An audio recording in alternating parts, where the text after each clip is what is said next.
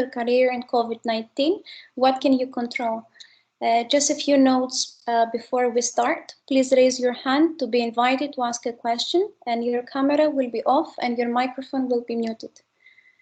Just to tell you a little bit about CIBSE. CIBSE is the Charter Institution of Building Services Engineers and is responsible to promote the intellectual welfare of its members and improve the understanding of building services engineering within our society by organizing events and other activities related to the built environment.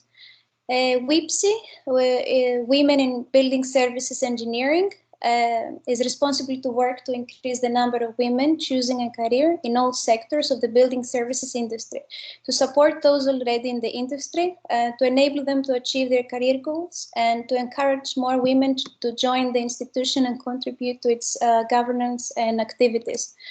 At this stage, I would like to invite Farah Naz, CIBSE UAE chair, to welcome you all, and if she wants to add anything about CIBSE. So Farah, whenever you're ready.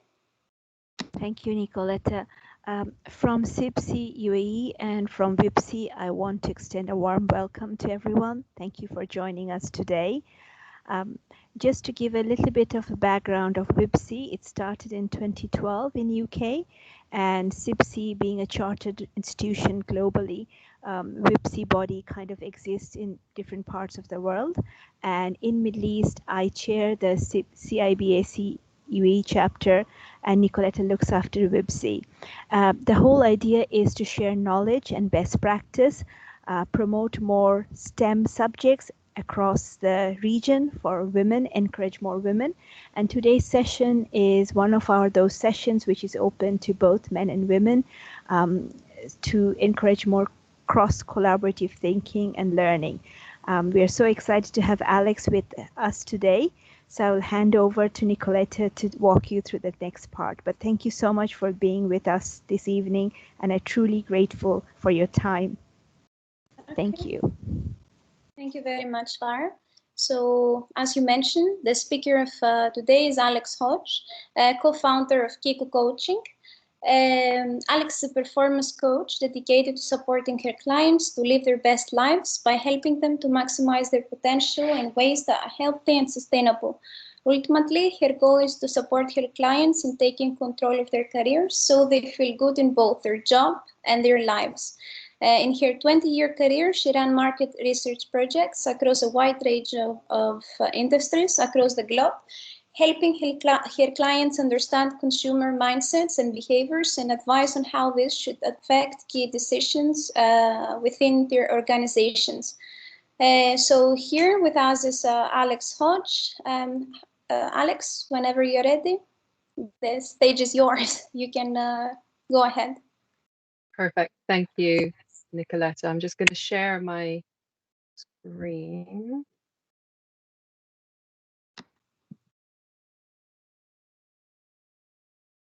Can everybody see that? Yes. Perfect. Yes. See anything? Oh, there we go. Okay. Right. So hello, everyone. And thank you very much to Farah and Nicoletta for those kind words and for inviting me to speak to you all today.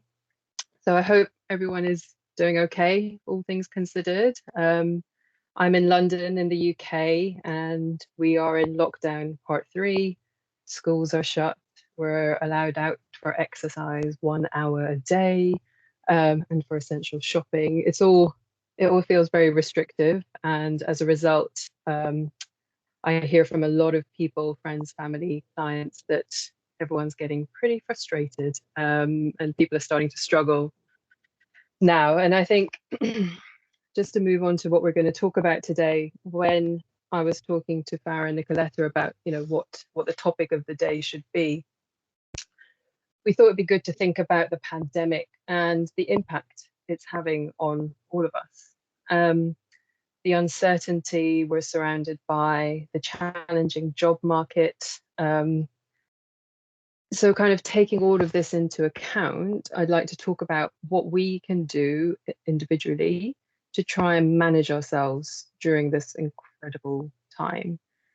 Things have changed and they're constantly changing. And it's been hard for everyone to just keep up and to keep adjusting, let alone feel grounded and kind of in control of their lives. So the main topics I'm going to cover today are obviously COVID-19 and control. Within that context, trying to understand what's in your control and what's not. Resilience and buckets. That sounds odd, I know, but it will become clearer as we go through. There's going to be some interaction where we're using Menti so that we can hopefully share and learn from each other and inspire each other. And then some practical tips on how to regain some control. So these interactive bits, I'm going to be using Menti, which I'm sure some of you have used before, and I'll talk you through it when we get there. But basically, you can do it through another device, tablet or mobile, if you have one next to you, or you can use the device that you're watching this on. And yeah, I will just tell you a little bit more about me. So I'm a co-founder of KiKu Coaching. Founded KiKu with Richard and Susie, who are both in that photo. KiKu is a Japanese word that means 3 different things. One word means different things. So to listen, to ask, and to hear. And this really kind of defines our coaching approach and ethos. And I think us 3, we kind of came together because we were very aligned in our values and in the way that we wanted to conduct our coaching practice. And we all have different areas of specialism, but my kind of 3 key areas are in career, business, and well-being. Is my true belief is that if you're not well in yourself, then you just can't thrive in other parts of your life. And I kind of learned this through experience myself, and I've learned that the power of control and continuing to learn every day through different interactions with clients, reading, watching relevant content, it all feeds into this sort of the bigger picture of how you can take control of your life and not let external factors affect you too much. It's always going to affect you, but so it doesn't take over. I should point out at this stage, I'm not a mental health professional. A lot of what I'm going to share and talk about are more kind of tools and techniques we use in coaching to support clients in building and maintaining strong mindsets and building their resilience. So control, what is in your control and what is not? And I'd like to start with this quote by Steve Maraboli, who's a behavioral scientist. It's from his book, Life, the Truth, and Being Free. So incredible change happens in your life when you decide to take control of what you do have power over, instead of craving control over what you don't.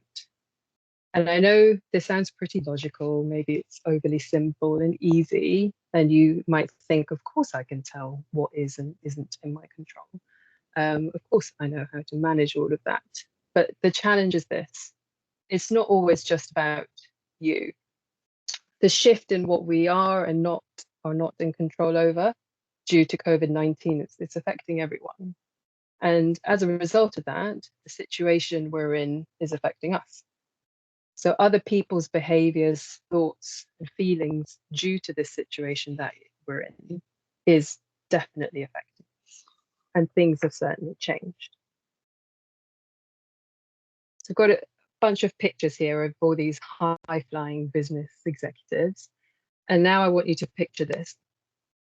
So imagine the senior leadership executives of an organization. Yours might look nothing like these pictures, but bear with me. They've reached the positions that they're in by being in control of their careers, their actions, and their performance. Their day-to-day work life is in their control. They can excel at their work in the way they know how. They can set up meetings when they want, where they want. They travel to meetings all around the world. They can book their holidays to a whole host of locations. They can eat, drink, play whenever they want. You get the picture. And then suddenly COVID happens, and so much of that control is just completely taken away from them. Suddenly, they can't move around so freely. They have to try and excel at their work in a whole new way.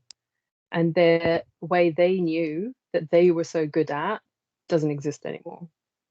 They're having to be agile at the same time as feeling restricted. They're having to support others whilst not fully being able to support themselves.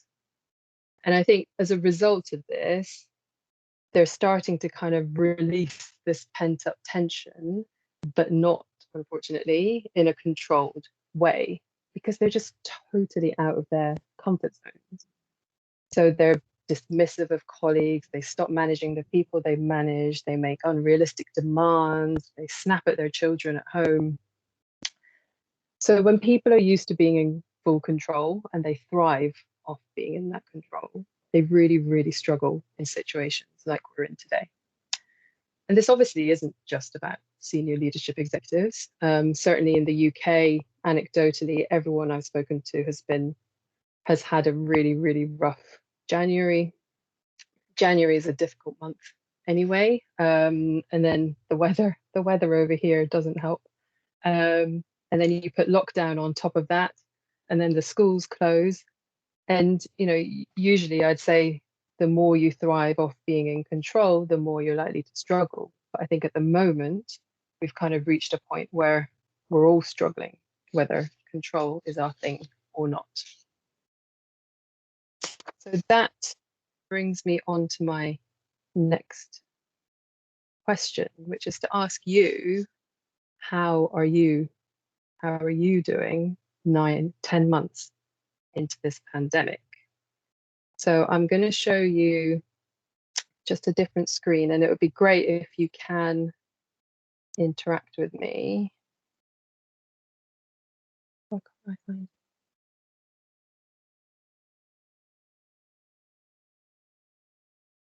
Sorry guys, this was working earlier.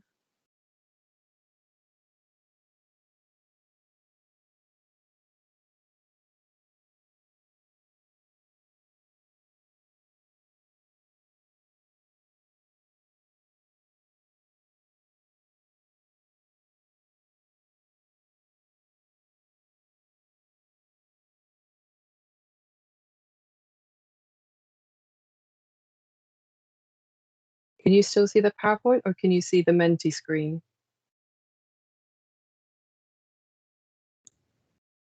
We don't see the PowerPoint. Can you see the Menti? No. No.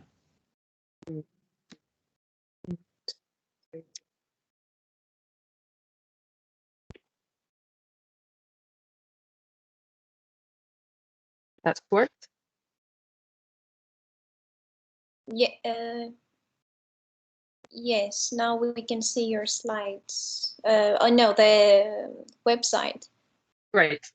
So if you can use your phone or another device and go to menti.com, www.menti.com, and then it will ask you for a code, which is 8652496. And then it will ask you to just pop in 3 words that just express how you're feeling 10 months into a global pandemic. And hopefully you will see the words pop up on this screen. Everything you put in is completely anonymous. And it should create a nice little word cloud for us. Brilliant. Thank you for the first few. Got impatient, tired, and hopeful. Stressed, bored. Yeah, I feel you on board.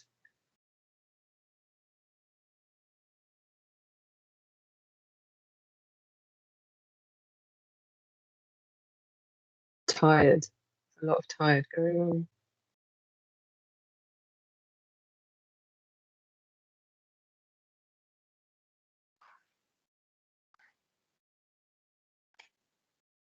Wow, so many great words. Tired, frustrated, and bored seem to be the big 3. Some positives in there, some happiness, feeling blessed.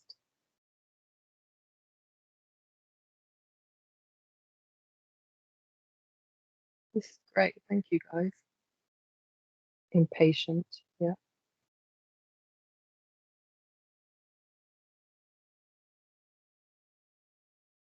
Drained. That's a good word. That will link into what I'm going to talk about later.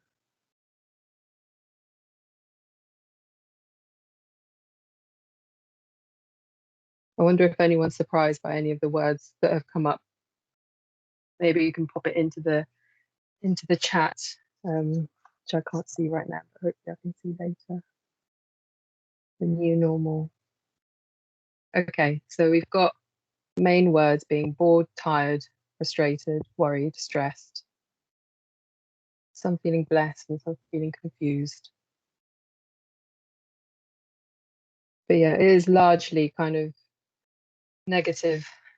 more negative emotions, I guess, going on here, which is understandable, totally understandable. Yeah, let me take you back to my, thank you for doing that, everyone. That was really good. So the Mental Health Foundation, based in the UK, has been conducting research ever since the pandemic started. And the results from the 9th wave, which was conducted in December, show some really interesting numbers. For example, so generally 63% of people said that they're coping with the coronavirus pandemic related stress very well or fairly well. However, there has been this slow decline over the waves that they've been conducting. And people are really starting to struggle with the restrictions and the impact the pandemic is having on their mental health. And I imagine wave 10 will further see some decline there. Again, the Mental Health Foundation showed that half of the UK adults reported that they feel worried about being able to cope with the uncertainty of the pandemic.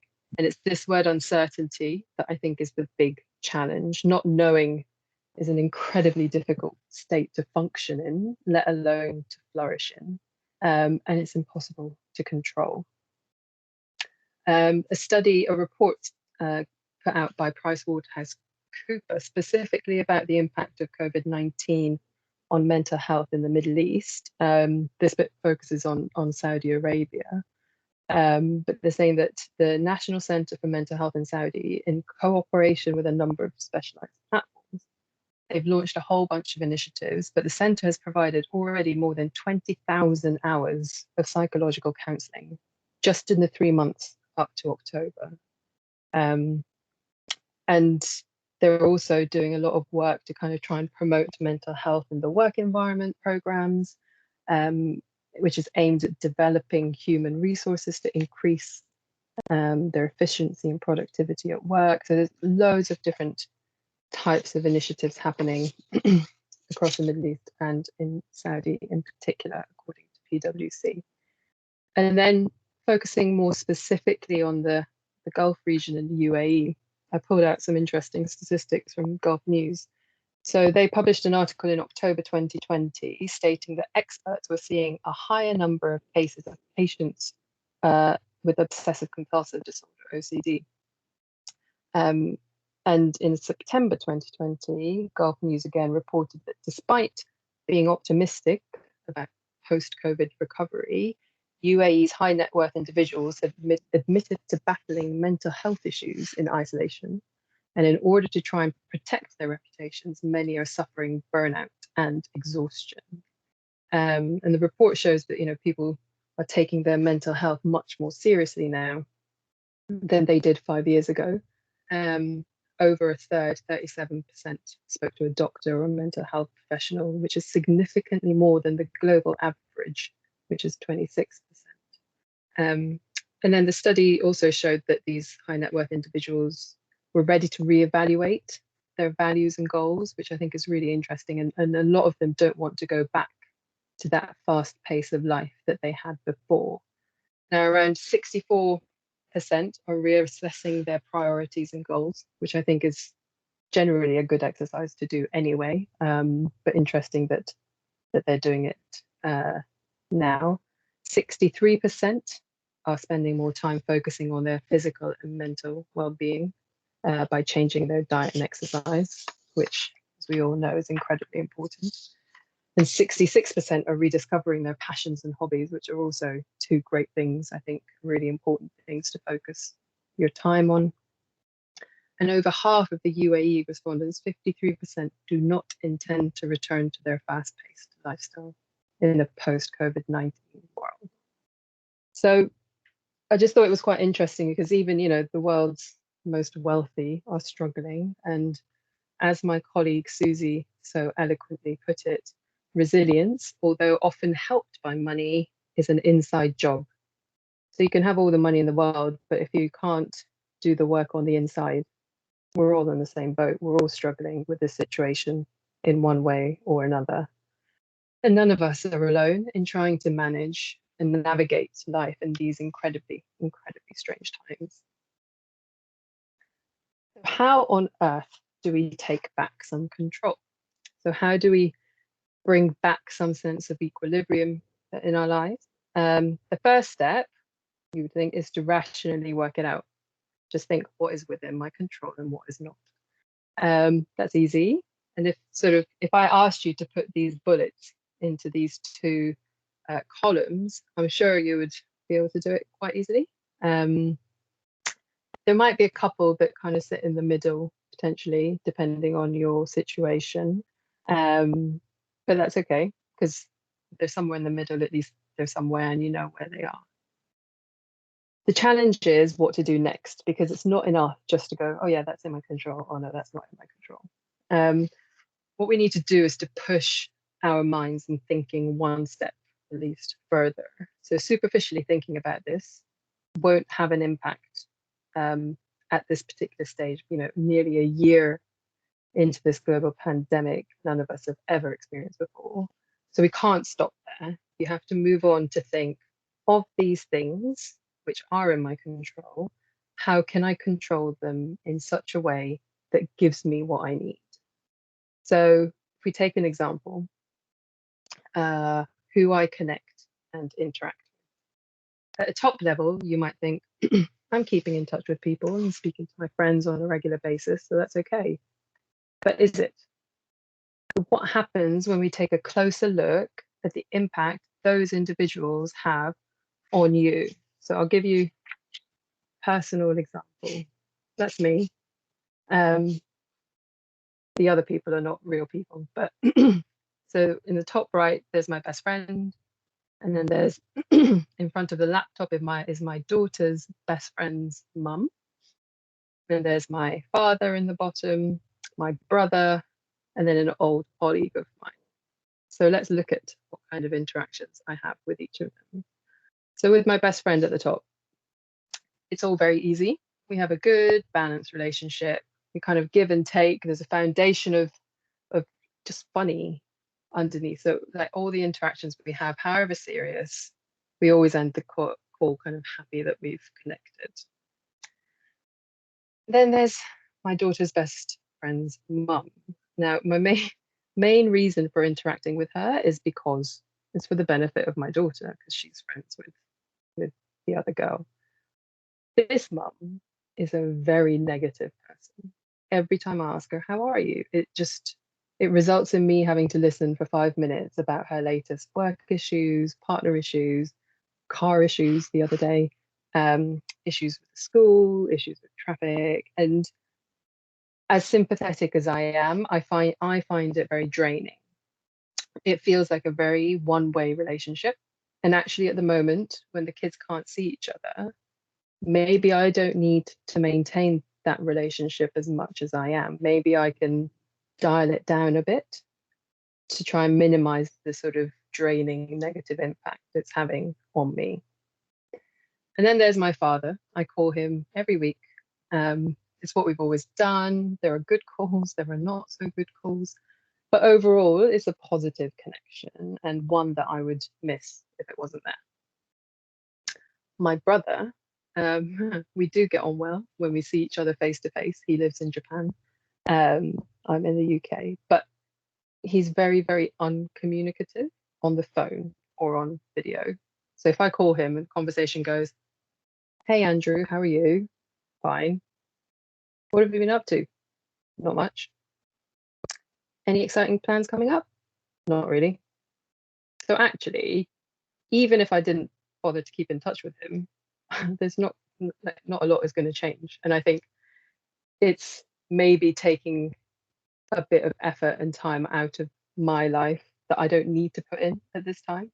If he wants to get in touch with me, if he wants to chat, he will. And if we don't, then it's okay. And then finally, my friend and old colleague, we're from very different backgrounds, but we just kind of click. It's very easy. She asks me the right questions that make me feel heard and listened to. I listen to her issues and challenges. And it kind of sounds odd, but it feels like a very nourishing relationship. And if I don't contact her, if we're not in touch for a while, I notice that I'm missing it. So then what do? So what we do is we replace those two more draining relationships, the one with my daughter's best friend's mum and my brother, with two others which are just much more uplifting, supportive, or inspiring. And you make sure that the people you're connecting with are giving you the support that you need at a particular time. So we will all have different kind of recipes of the types of people who make up your five. There might be more than five, there might be less than five, but it'll be unique to you. And it'll be unique to you depending on the time of year, what you're going through at work, what you're going through in your life. But it's just something that's really worth spending time reviewing, because you'll be surprised at kind of how much impact it can have on you by shuffling things around a little bit in terms of who you have the most contact with. Which actually brings up the next big question of, what do you actually need versus what you want? So needs must come before wants. This might kind of change slightly on a day-to-day basis, but the foundations of what you need should be the same. Whether that be less things to do every day because you always pile on too much stuff. It might be easier ways to fit exercise into your day. It might be ways to fit in time alone to decompress and relax. It might be different ways to keep your kids engaged in their schoolwork when they're studying from home. It could be any of those or any combination of those things. But it's really about sort of taking the time to look in and go, what do you actually need? What does your body need? And what does your mind need? Now, if we use movement as an example, I always think that I feel better if I move in some way. And you might think, oh, I need to exercise today. But then the question should be, what kind of exercise does your body actually need on that day? So your brain might be saying, I've had a really frustrating day where people at work have annoyed me so much. All I want to do is a high intensity boxing class and just box out the frustration. But actually, all that frustration you've been feeling is really, really stressing your body out. Your cortisol levels are just through the roof. You might want to punch the frustration away, but actually what your body is asking for and what it needs is to calm down and minimize any further stress to your system. So maybe actually a yoga class or a walk is the best way to move that day to help bring you back down rather than further increasing the tension in your body. And all of this is just about getting off that hamster wheel that you're on to make time so that you can make conscious decisions in as many different parts of your life as you can. So I'd like you to go to Menti again in a minute, but just want to share this quote with you. So just keep in mind, the more we value things outside our control, the less control we have. It's very similar to the first quote, but it is very much about just make sure you focus on the things you have control over rather than the things you don't have control over. And let me try and do this sharing thing again.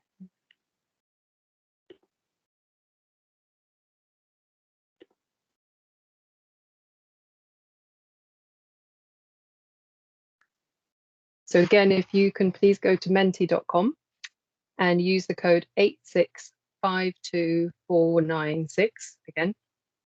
And the question this time is, what have you done to help you control things since COVID-19 restrictions started impacting your life? It can be absolutely anything. I'd love to hear kind of, even if things haven't worked, even if you've tried things and it hasn't worked for you, it's always good to hear what other people have been doing. Meditate, great one. Meditation again. Oh, you're all doing all the good stuff. Connecting more, yeah.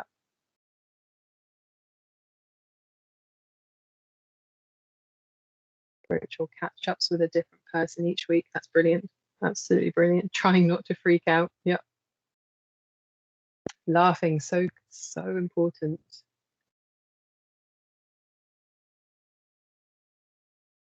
Studying, exercise. This is brilliant, everyone. Thank you for sharing. Making plans for 2022. Yep. Oh, got a dog. Brilliant idea. Yeah, in the UK, there's real dog shortages apparently because everyone's getting dogs. Funny movies. Yep. They do say that the content you consume really does affect one's mind. So if you watch too many crime dramas, it can make you feel a bit dark. Whereas if you watch a lot of comedies, it can lift you up. Getting rid of old clothes, yeah, decluttering, that's really therapeutic, isn't it? Dreaming about money. Yeah. Visualization, manifesting, that's all good.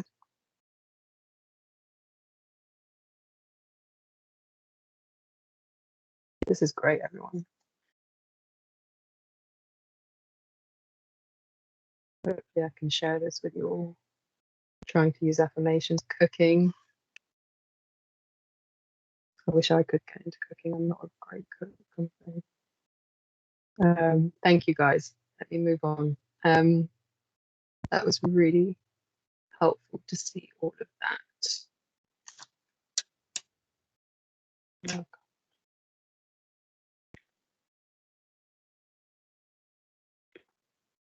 so I think what a lot of people have been struggling with in what I see is they kind of focus and think too much about things they can't control, such as, you know, what rules the government have put in place. You can't do anything about that.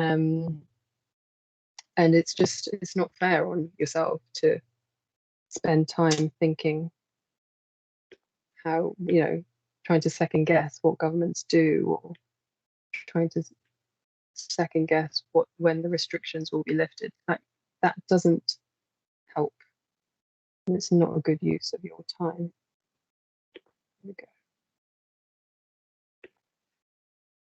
So thank you for sharing all of that. It was really, really great to see that you're all doing good things. And this brings me on to my buckets. So I normally talk about buckets, but I found this image, and I think talking about plant pots is much nicer than talking about buckets. So we'll do that today. So we all have these pots, which kind of equate to the emotions, attributes that we prioritize in our life. So for example, mine might be resilience, confidence, energy, personal growth. And you might not know yours yet, but you will have buckets which are more priority for you than others. If you do know them, great, share them with us, that would be good. If you don't, have a think after this session, and I'd love to hear maybe afterwards what you discover about your pots. And whether you're aware of it or not, everything that happens in my life affects how full my plant pots are. It affects how well these plants in my pots are growing. So if I manage to fit in my cycling sessions 3 times a week and I sleep well, then I know that my energy pot and plant will be in good shape. If I make sure I journal daily, and I sleep well, my resilience plant pot feels good. And if I receive positive feedback from a client, then the plant in my confidence pot blossoms. Now, at the same time, there are things which are constantly trying to kind of empty the pots or sort of deplete the soil in your pots so the plants can't grow. Or you might have actually got negative plant pots. So you might have an anxiety pot, or you might have an imposter syndrome pot, or the overwhelm pot, or the bad parent pot. And the general kind of fact of the pandemic will be depleting my resilience and energy pots and feeding my overwhelm and anxiety pots. Throw in there a manager who's acting irrationally, making unreasonable demands of me, and my resilience, confidence, energy, and growth pots will be depleted, and all my negative pots will be growing like crazy weeds. The schools close, and I have to homeschool my 4-year-old. And my resilience and energy pots feels like I've dropped them on the ground and they've smashed. And I try and homeschool and do my work at the same time, and then my bad parent pot grows really fast. And I think this is where kind of control again comes into things. So there are things that we can't control which feed our negative pots, and they try to fuel our negative pots. And what we can control is how the right, most important pots get refilled, how they get fed the right nutrients. So if I spend some time working on understanding what actions, thoughts, and feelings and the realities make up each pot, then I can control things a bit more. So here's just a little example. So I know that for my resilience pot, to fill it up, I need to sleep well, exercise the right way, journal, feel that I have a sense of purpose rather than I'm just laying around trying to find a sense of purpose. Having an achievable to-do list, so not overexerting myself, having positive interaction with my daughter, and having a career that makes me feel fulfilled. On the other side, I know that my resilience is challenged because of the pandemic. Government in the UK does not help matters. Negative interactions with my daughter, where I struggle with her demands and tantrums, unreasonable clients, and arguments with my partner. And then in the confidence side, what fills up my confidence pot is receiving positive feedback. Again, exercise, sleep, having a good haircut, which I can't even do right now. Good relationships with friends and family, learning new things, like some of you were saying on Menti earlier, having new experiences, again, not one I can really do right now, working to my strengths, getting a new job, or doing a kind of a daily wins exercise. And then my confidence is challenged when I get negative feedback or comments, misbehaving children, having poor relationships or those kind of draining relationships I was talking about earlier. Comparisonitis, I learned that word the other day. I don't know if it's an official word, but it's just when you kind of naturally sit there and compare yourself against people. And I think social media in particular is a terrible place for that. Not working to my strengths, and if you lose your job or you don't win work, that can really start battering your confidence. So I'll stop there, but now I know these are the things I can be more strategic about how to fill up my pots or nourish my pots. You can prioritize the things that fall into multiple pots. So for me, that might be the sleep, the exercise, and it's all about kind of setting up boundaries to minimize the effects of the negative ones, and maintaining those boundaries. These are the things which are within your control, and this is where your energy needs to be focused. Having awareness of these things can only kind of strengthen your overall well-being. And if you strengthen your overall well-being, because everything is connected, if you work on strengthening yourself in particular areas of your life, little by little, this positive energy impacts other areas in your life. And obviously, this connected impact can happen in a negative way too. And that's why it's really, really important to control it in a positive way as much as possible. And I think your career as something that, you know, a lot of us spend most of our hours of the day doing our careers. It's such a pivotal thing to get right and to feel good about and to feel in control of. So in an article in Psychology Today, they list 3 C's that make up resilience. And I think resilience is actually quite a complex term and a complex thing. But I thought this was quite a nice way of summarizing it. So control, so having control over smaller day-to-day things, also having a longer-term vision or plan can fuel this feeling of control. So obviously one that's thrown off kilter a bit by COVID-19, but there's no reason you can't plan ahead. Like someone said on Menti earlier, sort of planning for 2022, there's no reason you can't do that. And saying, you know, after the pandemic is over, I will X, Y, Z, A, B, C, whatever that might be.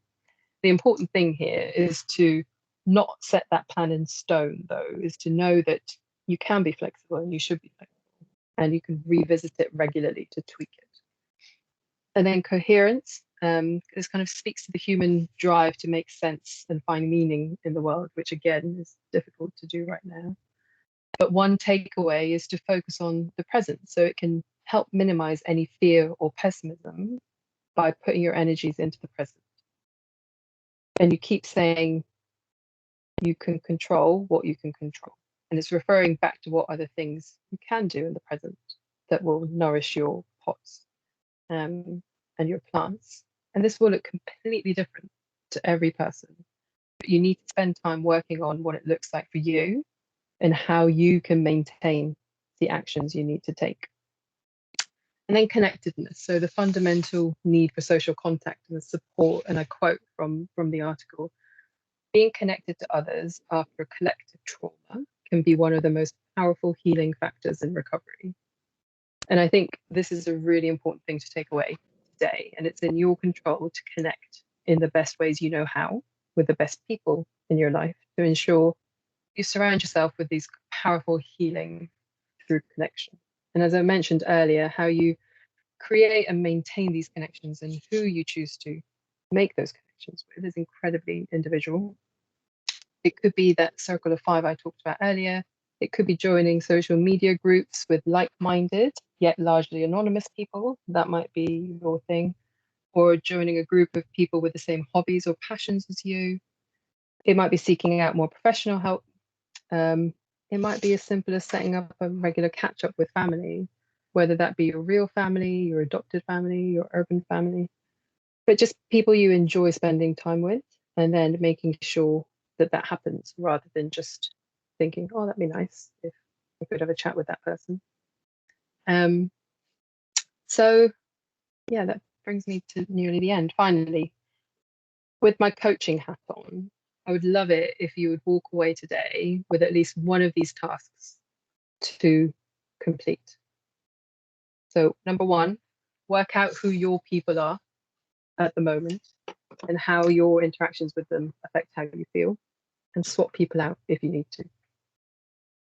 The other thing, identify your buckets or your pots and really have a think about what fills them up and or empties them. And the last thing is a commitment to yourself of 1 or 2 things you're going to take control of following this session. So I'd like to finish with a quote from one of my favorite people, Mo Gawdat, who's a fantastic author, podcaster, generally brilliant human, from his book, Solve Your Happy, Engineering Your Path to Uncovering the Joy Inside You. And the quote is there anything ever under your control? Yes. 2 things though, your actions and your attitude. So thank you very much to everyone for having me here today.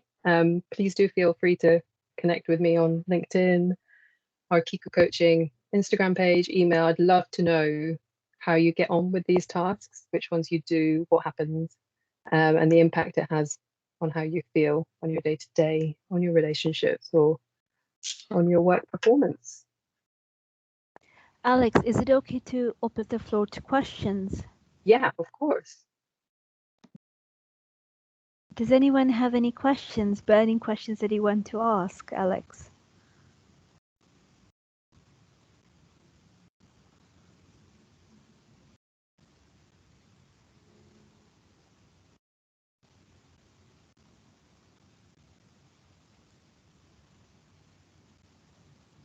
Everybody's very quiet.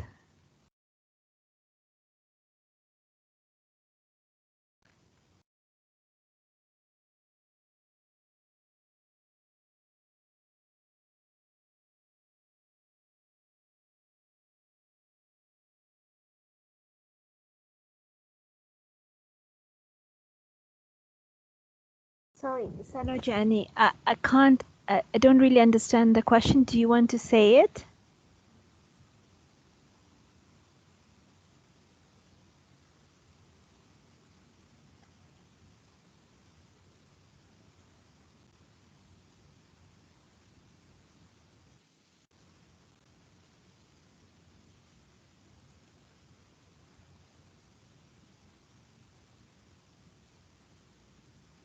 Alex, there's a question. What will be after on mentally? Sorry, I don't really understand the question. What will be in the future? What will be after on mentally on pandemic? Whoever asked this question, do you want to unmute yourself and just state what you're trying to say? Because it's a bit hard to understand what you're written.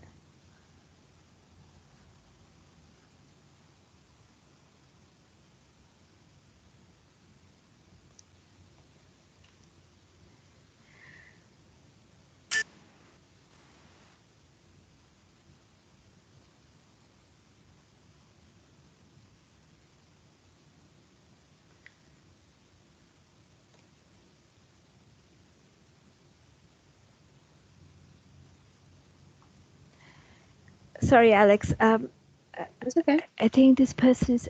So I have a question for you. You are a mentor, a coach. How did you manage yourself during this pandemic? Because I know you have a young child and you work from home. And so, what were your coping mechanisms? Because you're more experienced in this than many people might be. I think one of my so I like to maybe over plan, but I do try in advance to map out what I want to achieve or I need to achieve the next day. However, I don't try and say from 9 till 10, I'm going to do this, from 10 till 11, I'm going to do that. What I learned, particularly with having my daughter at home, is that if I have a general sense of what I want to achieve, and then I have to be really flexible and slot things in as and when the time feels right. And I think that sense of kind of flexibility, so the opposite of control, but you're controlling it whilst being flexible. That has been my kind of biggest win of how I manage myself. And, you know, if I can achieve more in a day, great. So like yesterday, my daughter, it was a great day. She just kind of kept herself occupied, and I managed to bash through a whole load of things in my list. But I also have to work quite hard at it. But I know the impact exercise has for me, a positive one. So even though I feel like I have a deadline, I still prioritize even just 20 minutes of exercise, because I know the uplift that has. And I think it's, like I said, it's spending time on it ahead of time is what helps you feel better afterwards. And I think it's very tempting to keep rushing, and you think that rushing will help get through everything, but actually pausing and thinking is one of the most powerful grounding things you can do, and that helps you work out what works for you. Thank you so much. That's very valuable, especially the last part you said. There's a question about how do we adjust our mindset? I think many of us are stuck at home, and many of us are going through a lot of transformation and adaptation, because this situation is something none of us have experienced before. And I think that sometimes it's very, very, it happens that we kind of get into this negative role, because you hear so many negativity from people losing their lives and jobs. So do you have any practical tips for the audience, how, when you have this very negative environment and information coming, what are the key things we can do to actually try to stay positive and try to shift our mindset? Yeah, I think one thing that I focus on, so I think it's very easy to say, don't listen to the negative stuff, just focus on positive. That's easy to say, difficult to do. You can do it to a degree, like, you can minimize the amount of time you spend reading the news, or you can minimize the content that you consume. However, and I learned this from a nutritionist, so my view is that rather than trying to not do things, so trying not to consume negative stuff, instead you increase the amount of positive things in your life, which will naturally remove space for the negative things. So the nutritionist talked about it in terms of, instead of trying to have restrictive diets where you eliminate things, why not just eat more of the good stuff, and then you will naturally push out the bad stuff. And I think that can work in relation to mindset as well, because I think the more you think, I shouldn't do this, I shouldn't do that, you're still in a negative space. Whereas if you focus on what are the good things I can add, then you're already training your brain to think more positively. And I think the last question I want to ask you is that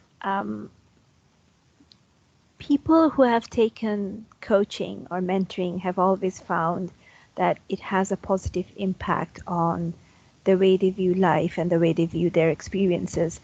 Now, when people are stuck in a lockdown situation, and quite situation that we are in, what is the power of actually reaching out to a coach or a mentor to actually have those conversations?